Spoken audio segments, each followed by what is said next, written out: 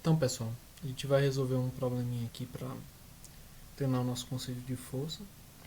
Só para sair mais da teoria, a gente vê uma aplicação prática desse conceito, né? Então, imagine que a gente tem um bloco de 5 kg que ele estava preso numa janela de um prédio e ele cai dessa janela em queda livre, né? Então, a altura, o problema diz que a altura dessa janela até o solo é de 4 metros. Esse bloco ele vai cair e vai se chocar com a cabeça de um pedestre que passava por aquela rua, e esse pedestre tem 1,70 m de altura. Esse pedestre ele vai sofrer uma fratura no crânio e vai desmaiar. Então você é o incumbido de estimar qual foi a força de impacto do trauma que esse pedestre sofreu, e você estimou que o impacto durou em média 0,5 segundos para acontecer.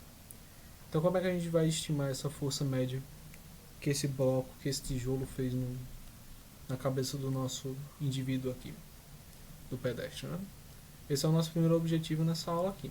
Vamos esquematizar esse problema em um desenho, né? Então aqui a gente tem o pedestre. O senhor pedestre vem andando aqui na rua. Quando ele passa aqui pelo prédio, infelizmente um tijolo desprende e esse tijolo começa a cair. No momento em que o pedestre chega aqui, o tijolo bate na cabeça do pedestre e aí acontece o impacto. O problema diz as alturas da janela em que o bloco estava preso e a altura do pedestre. Então veja só, se o bloco estava aqui a uma altura que eu não sei quanto é, vamos desenhar aqui, do chão até o bloco tem uma certa altura, né? Então acho que está melhor de ver agora, né? Esse vetorzinho aqui que sai do chão até a altura da janela, o problema informa quanto é, né? Ele diz que a altura é de quanto mesmo? Bora ver aqui. Uma altura de 4 metros. Então essa altura aqui é 4 metros. Certo. Já a altura do pedestre, o problema informa que é uma altura de 1,70 m, né? Então a altura do pedestre, que é a medida do chão até o topo de sua cabeça, né? É uma altura de 1,7 metros.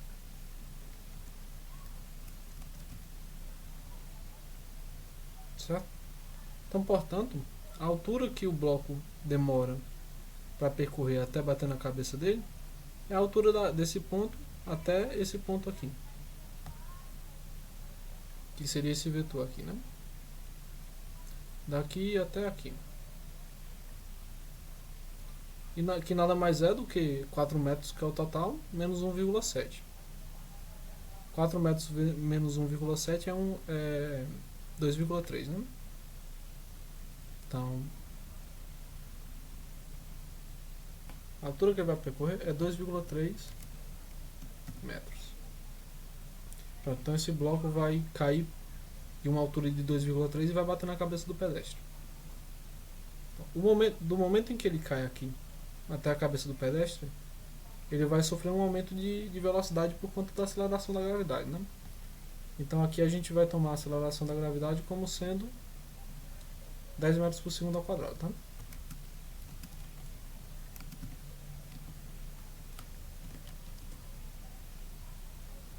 Primeira coisa, a aceleração da gravidade vai ser 10 metros por segundo ao quadrado. Outra coisa importante também é a gente lembrar que a nossa definição de força foi basicamente a variação do momento linear do corpo por uma variação de tempo, né? Essa aqui foi a definição que a gente deu na nossa aula de força e eu expliquei o porquê dessa definição aqui. Então, se você não entende essa definição, eu recomendo que você assista a aula. E a gente sabe que o momento linear do corpo é a sua massa vezes a sua velocidade. Então, em que ponto a gente vai calcular esse delta T por delta, esse delta P por delta T? Então vem aqui, vamos ver o problema. Esse rapaz ele vai estar nessa posição no momento em que o bloco cai na cabeça dele, né? Então, antes de cair, antes de bater na cabeça desse jovem rapaz aqui, ele vai estar sob somente a aceleração da gravidade, e no momento de impacto, no momento de impacto, esse bloco ele vai sofrer a reação feita pelo crânio do pedestre aqui. Então ele vai estar sendo acelerado somente pela gravidade, ele bate na cabeça do pedestre e vai sofrer uma força normal por o objeto que ele vai encontrar, né? Afinal, a cabeça vai oferecer uma resistência ao bloco. Então, no momento em que ele bate até ele parar, até ele chegar à velocidade zero, ele vai sofrer uma força normal. Uma força normal, que é o que a gente quer encontrar nesse problema aqui. Que é equivalente à força de impacto do bloco na cabeça do pedestre, né? Então vamos esquematizar aqui. Do instante em que ele cai até o instante em que ele quase bate na cabeça, até ele encostar na cabeça, ele vai estar sob queda livre. E a gente consegue encontrar a velocidade em que ele chega nesse ponto aqui. Então vamos relembrar. A gente tem o ΔS dele, né? O ΔS é 2,3 metros. A gente sabe que a velocidade inicial do bloco é 0 metros por segundo, porque ele está caindo da janela e, como o problema não informa que ele foi empurrado ou jogado, então a gente supõe que ele simplesmente solta da janela, e se ele soltar da janela ele vai estar com velocidade zero inicialmente.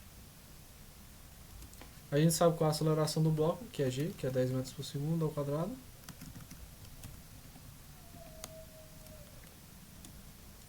E a gente quer encontrar a velocidade de impacto, né? Vamos chamar a velocidade de imp. V imp é o que a gente quer encontrar, que a gente consegue saber por as equações de cinemática. V imp sai direto por a equação de Torricelli. Então V imp ao quadrado, que é a velocidade final do bloco, vai ser igual à velocidade inicial dele ao quadrado. A aceleração está contribuindo para aumentar a velocidade, então vai ser positivo aqui. Duas vezes a aceleração, que é g, vezes o nosso ΔS. Essa aqui é a equação de Torricelli. Então VI é zero, então aqui dá zero, somado com isso aqui. Então Vimp vai ser 2 vezes g, que é 10, vezes ΔS, que é 2,3.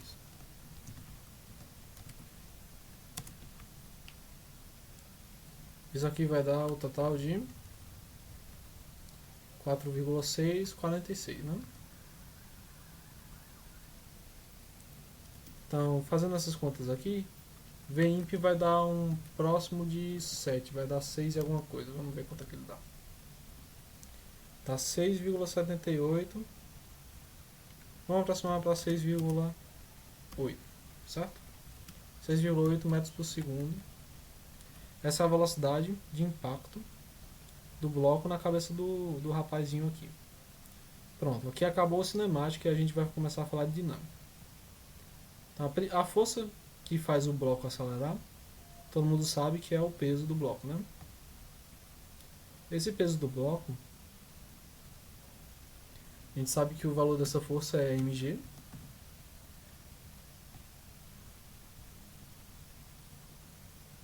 E a gente sabe que a direção dele é para cima, ou para baixo, na verdade, né? Em direção ao Sol. Quando ele impacta a cabeça do jovem garoto aqui, o bloco ele vai sofrer uma força que a cabeça faz no bloco, né? Para cima, que é uma normal. O valor dessa normal a gente não sabe quanto é.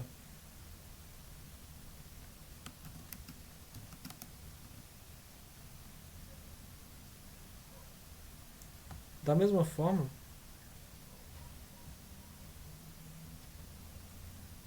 a cabeça do jovem também vai sofrer ação normal, só que em direção contrária, aqui para baixo.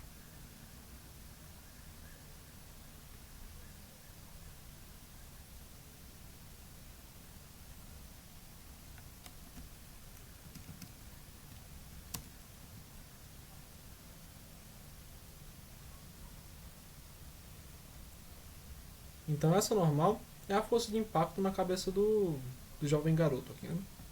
Que vai ser a força que vai fazer o crânio dele romper. Então o que a gente tem que achar é esse N. E como é que a gente vai fazer?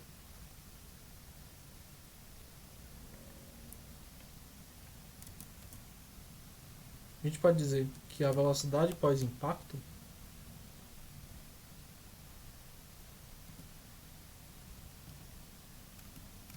vai ser igual a 0 metros por segundo. Por que isso? Porque o bloco vai bater na cabeça do menino aqui e ele vai reduzir sua velocidade a 0. Né? Reduzindo sua velocidade a 0, a gente sabe que para ir de V imp, V de impacto, que é 6,8, até a V pós-impacto, que é de 0 metros por segundo, ele demorou um ΔS, um ΔT na verdade, de estimado 0,5 segundos.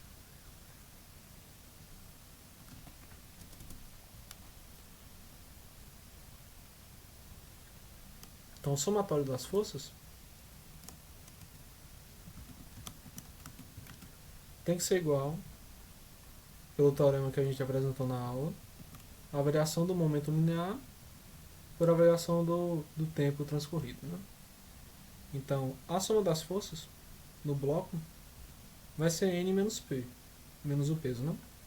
N menos mg.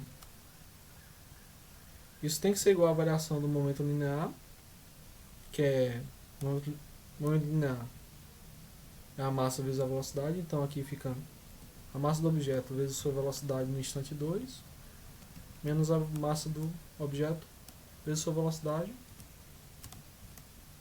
no instante 1, sobre o ΔT. Então a gente sabe que a velocidade em módulo é 0, velocidade no, quer dizer, a velocidade no instante 2, né, é 0, que é a velocidade pós-impacto, então isso aqui é 0. A gente sabe que a velocidade de impacto é em módulo 6,1, só que a direção da velocidade de impacto é essa direção aqui, né?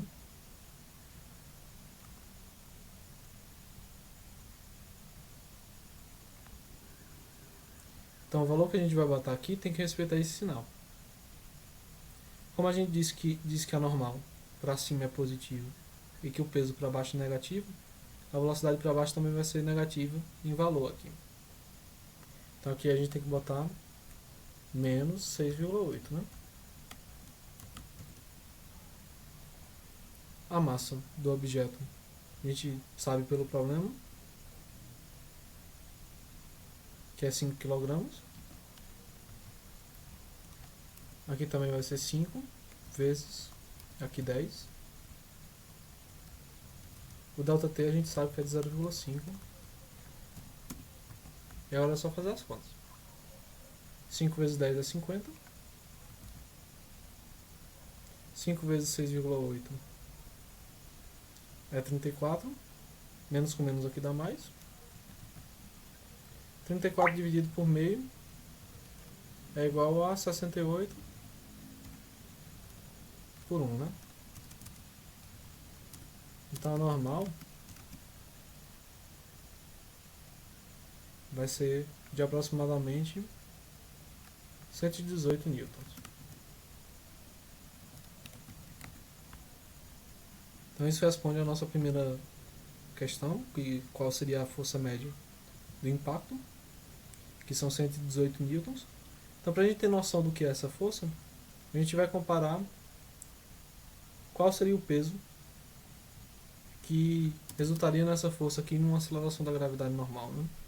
Então, ó, imagine aqui, ó, em cenários práticos, é interessante representar a força por uma massa equivalente cujo peso é idêntico a ela. Ou seja, você tem uma força de 118 kg ou 118 newtons e você quer saber qual seria a massa em quilogramas que geraria uma força-peso igual a 118.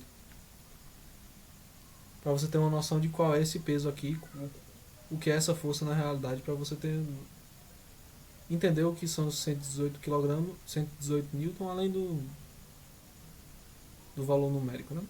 Então, qual seria o valor da massa para que o peso gerasse essa mesma força aqui? Então, eu quero saber qual é a massa que teria um peso de 118 newtons. Então, a massa vezes a aceleração da gravidade tem que ser igual a 118 newtons, né? Como a aceleração da gravidade é 10 aproximadamente, você pega esse 10 e divide aqui, e você encontra que a massa seria de aproximadamente 11,8 kg. Então, um bloco que era de 5 kg de massa, ao cair na cabeça desse pobre coitado aqui, é como se tivesse caído um bloco, é como se ele sentisse um bloco de quase 12 kg na cabeça dele. Então é muita coisa.